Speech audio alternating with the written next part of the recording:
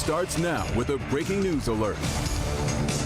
Now, breaking news, Oakland County's 6th Judicial Circuit Court issued a rare public response to a complaint from the parents of the Oxford High School shooter. James and Jennifer Crumbly are each serving sentences for involuntary manslaughter in the deaths of 4 high school students in 2021.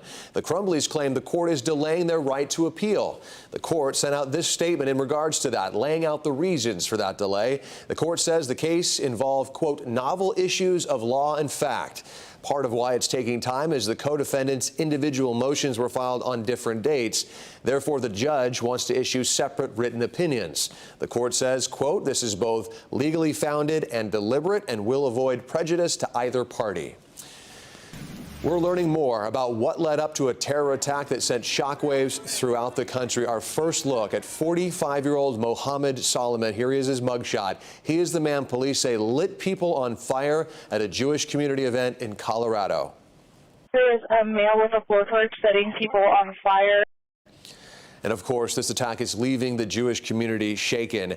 And police say Solomon targeted what he called a Zionist group. Police say he planned the attack for a year.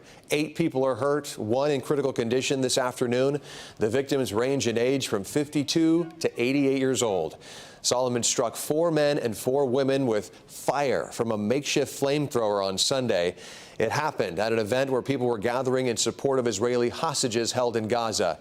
Witnesses say Solomon yelled, "Free Palestine," during the attack. He is charged with a federal hate crime. Violent terrorism, it's acts of terrorism in our country, and that's what this case in Boulder, Colorado is being investigated as. Kudos to our FBI director, Kash Patel, for immediately calling this a targeted terrorist attack. That's clearly what it was. The attack happened as Shavat begins, a Jewish holiday which is marked with the reading of the Torah. Boulder Police and the FBI will hold a press conference in the next 30 minutes. We will keep you updated here on Local 4 News and, of course, on our website, clickondetroit.com. Here at home, we're getting a live look at Ann Arbor. University of Michigan security is trying to figure out who destroyed a botanical garden in an act of protest.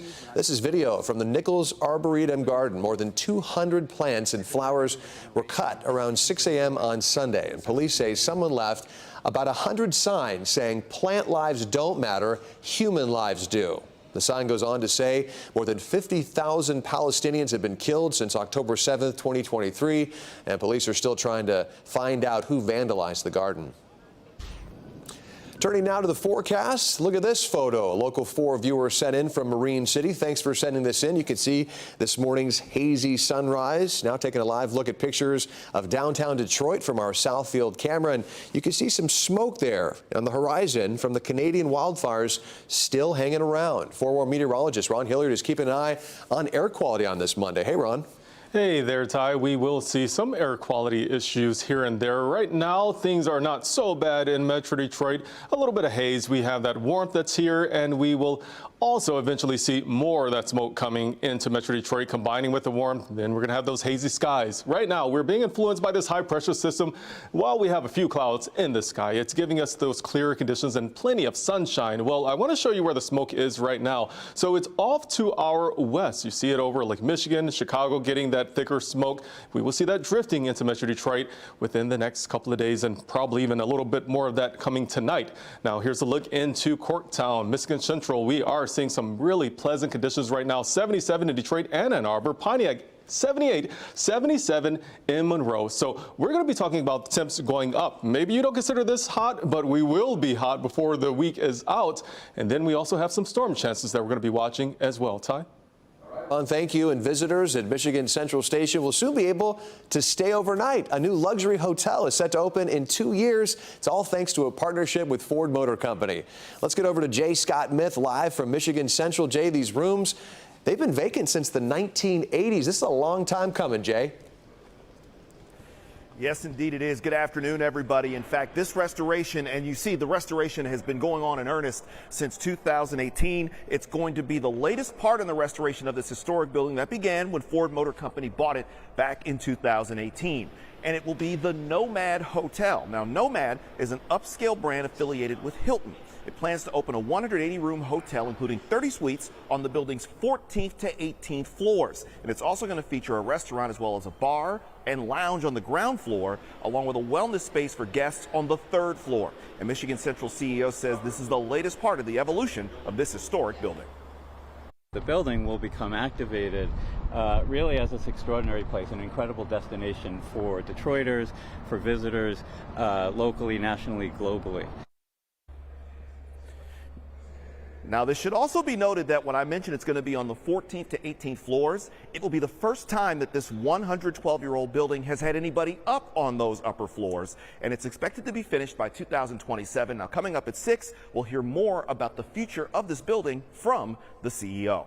We're live at the Michigan Central Station. I'm Jay Scott Smith. Let's head back over to Ty in the studio. And the revitalization of Detroit continues. Love to see this, Jay. Thanks so much.